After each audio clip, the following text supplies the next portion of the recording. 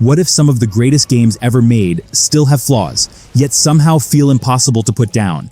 These 16 games come incredibly close to gaming perfection. The first game proves that you don't need a massive world to create unforgettable moments.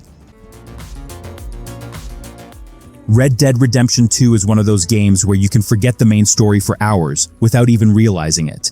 I've spent entire sessions just riding through the wilderness, hunting, helping strangers, or stopping at some random campfire because something caught my attention.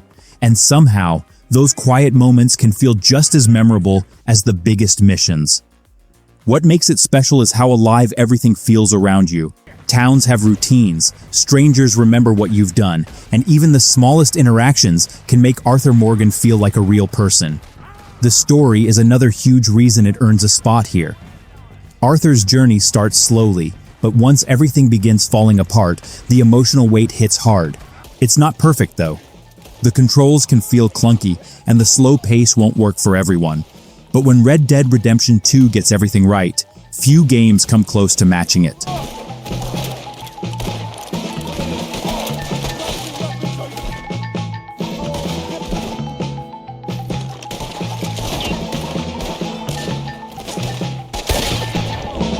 The Witcher 3. Wild Hunt completely changed how I looked at side quests in open-world games. I remember starting one simple-looking quest, expecting a quick distraction, and suddenly getting pulled into a story I genuinely cared about. That happens constantly here. Even small villages can hide characters, choices, and consequences that stick with you long after the quest ends. Geralt also feels great to play once you get comfortable with the combat, signs, potions, and preparation. But the real magic is exploring this world without knowing what you'll find next. You might discover an abandoned village, stumble into a monster contract, or walk into a conversation that turns much darker than expected. The main story has some unforgettable moments too, especially when Geralt's personal relationships start colliding with the larger conflict. The combat isn't as deep as some modern action RPGs, and the opening hours can feel slow. Still, the world, writing, and sheer amount of memorable adventures make The Witcher 3 incredibly hard to forget.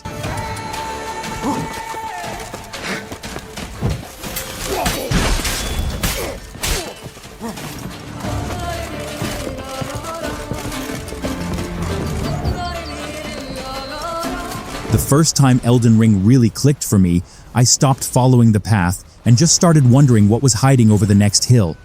Elden Ring rewards that curiosity better than almost any open-world game I've played. You can ride into a strange valley, spot something in the distance, and suddenly find yourself fighting a boss you weren't remotely prepared for. That sense of discovery is the real magic here. The combat also gives you an absurd amount of freedom. If one weapon, build, or strategy isn't working, you can completely change your approach and come back stronger. And then there's the boss design. Some fights are brutal, but finally beating a boss that destroyed you 10 times feels incredible. The world can be confusing though, and the lack of traditional guidance won't work for everyone. But that's also why every discovery feels earned. Elden Ring doesn't constantly tell you where to go. It lets you figure it out.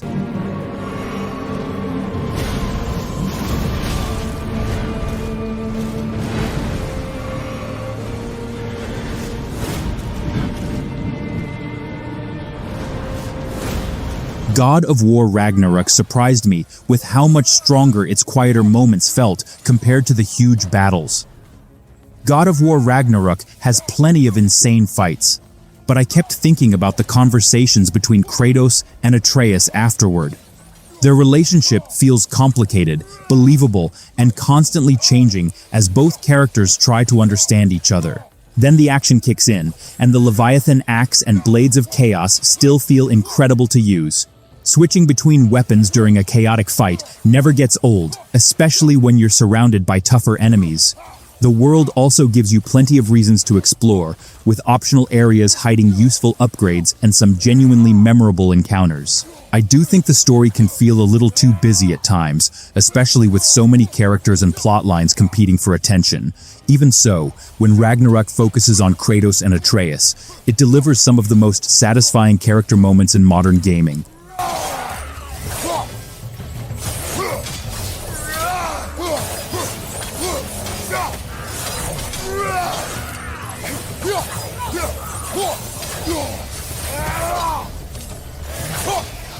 Cyberpunk 2077 is one of those games where I kept thinking about certain moments long after I turned it off. Night City has a strange way of pulling you into places you weren't even planning to visit.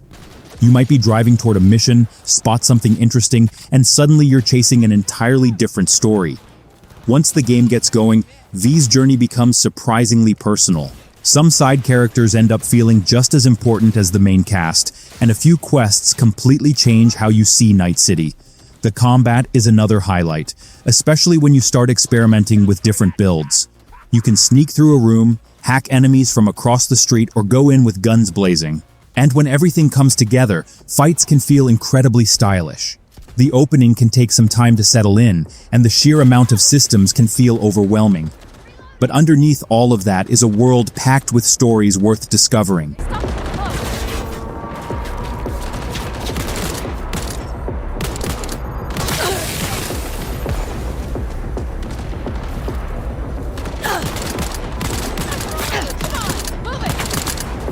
Resident Evil 4 Remake is one of those rare games where almost every encounter feels like it was designed to keep you slightly uncomfortable. I remember thinking I had a good handle on things, only for the game to throw a completely different threat at me minutes later. The village section especially nails that feeling of being surrounded with nowhere that feels completely safe. Then the combat starts clicking, and suddenly you're making split-second decisions with every bullet. Shooting an enemy in the leg, staggering them, and following up with a melee attack feels incredibly satisfying. Leon also has a much more grounded personality here, which makes the darker moments easier to enjoy without killing the tension. The game does slow down in a few areas, and some encounters can feel a little too familiar on repeat playthroughs. But the pacing, combat, atmosphere, and constant surprises make Resident Evil 4 Remake incredibly easy to recommend.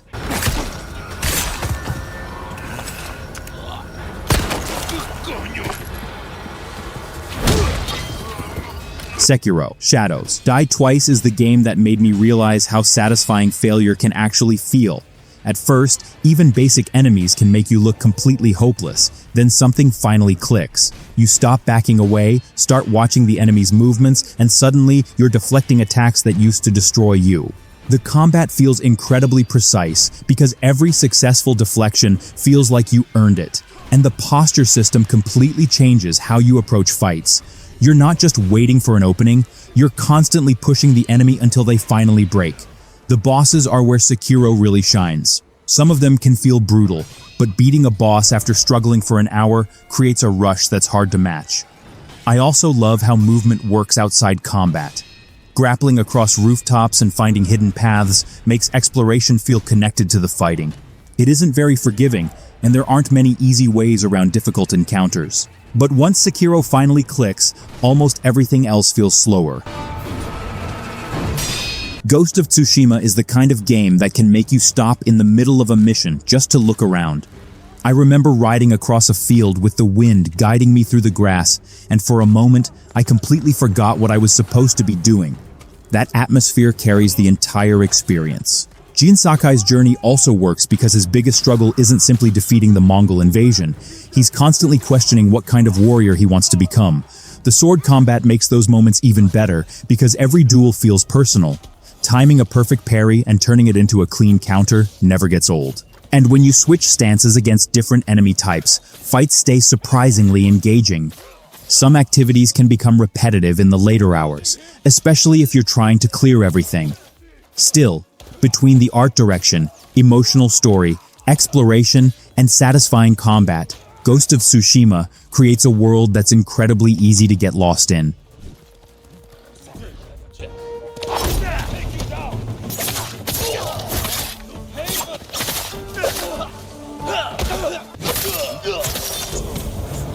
Marvel's Spider-Man 2 is the kind of game that makes fast travel feel completely pointless. I'd rather launch Peter or Miles across the city and just enjoy the movement. Swinging through New York feels incredibly smooth, especially once you start chaining tricks, dives, and web swings together. The biggest surprise for me was how different Peter and Miles can feel in combat. Their abilities encourage different approaches, so switching between them doesn't feel like using the same character twice. The story also knows when to slow things down and focus on the characters, especially when Peter's choices start creating problems for everyone around him. Then you get moments where the game suddenly goes completely wild and the scale jumps through the roof. I do think some side activities become repetitive and the story could have given certain characters more time. But when Spider-Man 2 is at its best, it captures the feeling of being Spider-Man better than almost anything else. Hope you learned your lesson today.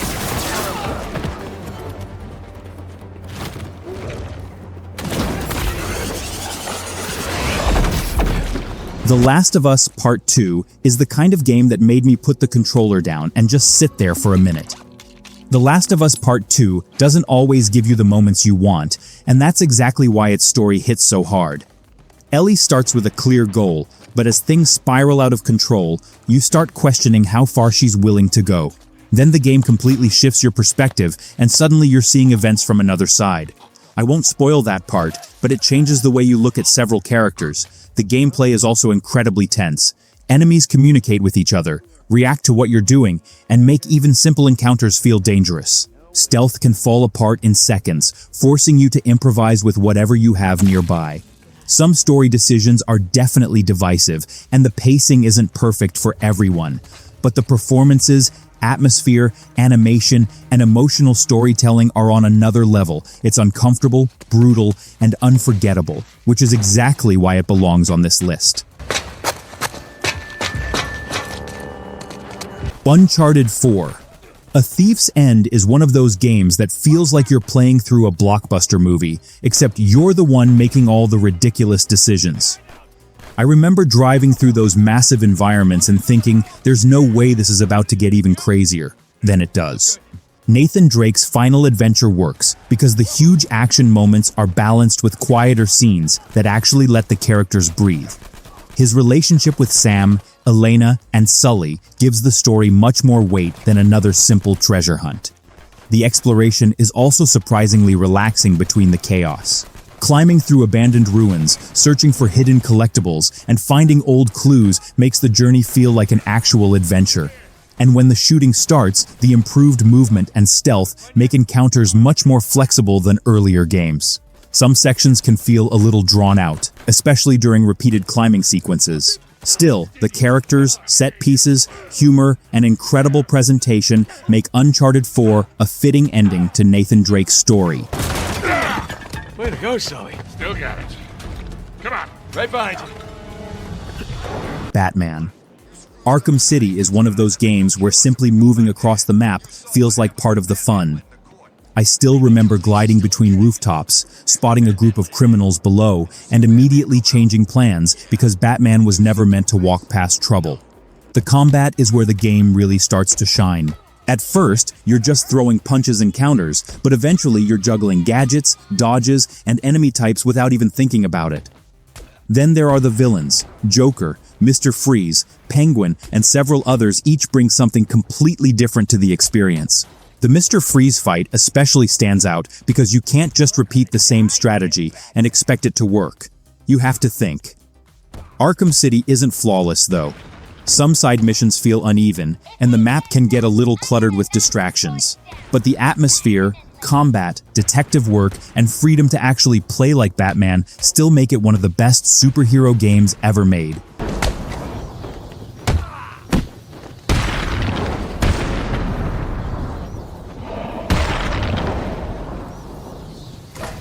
Mass Effect 2 is the game that made me care about a crew of fictional characters more than I expected. I went into missions thinking about the objective, but before long, I was more worried about whether everyone would make it back alive. The Normandy feels like a real home because every crew member has their own personality, problems, and reasons for being there. Then you get those loyalty missions, and some of them completely change how you see the characters you've been traveling with. The combat is also much tighter than the original game, with weapons and abilities feeling more direct and satisfying. But what really makes Mass Effect 2 special is how your choices build toward that final mission. By the time you reach it, every decision suddenly feels important. Some of the RPG systems are simplified compared to the first game, and the main story can feel secondary to the character missions. Still, that focus is exactly why Mass Effect 2 remains so memorable. Metal Gear Solid 5. The Phantom Pain is the game that can turn one simple mission into an hour of complete chaos. I'd start with a basic objective, sneak toward the target, and somehow end up stealing a truck, recruiting an enemy soldier, and escaping while the entire area was searching for me. That freedom is what makes the game special. You can crawl through the grass, use distractions, snipe from a distance, or create your own ridiculous plan and see if it works. The enemy AI also reacts to your habits, so relying on the same trick too often can make things harder later. Building up Mother Base gives the whole experience another layer, because your soldiers and equipment actually become part of your strategy. The story is where things get complicated though. It has some incredible moments, but the narrative feels unfinished in places, and the pacing can be strange. Even with those issues, the sheer freedom of Phantom Pain makes it one of the most replayable stealth games ever made.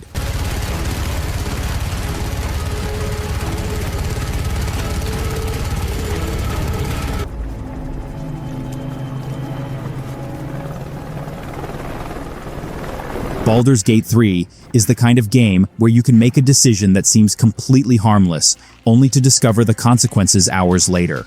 I remember going into situations with a plan, watching that plan fall apart, and somehow ending up with an even better story. That freedom is the real magic here. You can talk your way through problems, sneak around them, fight your way through, or do something so ridiculous that it somehow works.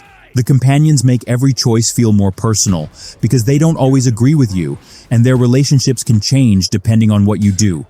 Combat takes a little time to understand, but once the systems click, battles become incredibly satisfying puzzles. Even the environment can become part of your strategy if you're willing to experiment. It can feel overwhelming at first, especially if you're new to this style of RPG. But once you start embracing the chaos, Baldur's Gate 3 stops feeling like a game with fixed answers and starts feeling like your own adventure.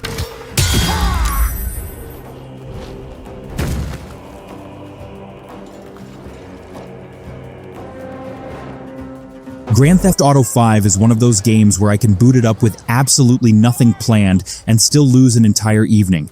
I might start by driving around Los Santos, switch to Trevor for some completely unhinged chaos, and somehow end up in a police chase I never intended to start. That freedom is a huge part of why GTA 5 has stayed relevant for so long. The three protagonists also give the story a fun dynamic, because Michael, Franklin, and Trevor couldn't be more different. Their personalities constantly clash, and some of their interactions are still hilarious years later. Los Santos itself deserves credit too. There's always something happening when you're simply exploring the city, whether it's a random encounter, a hidden location, or some ridiculous opportunity to cause trouble. The story isn't perfect, and some missions can feel repetitive, but the world, characters, driving, shooting, and sheer freedom still hold up incredibly well. Even after all these years, Los Santos is still a place I can jump into without needing a reason.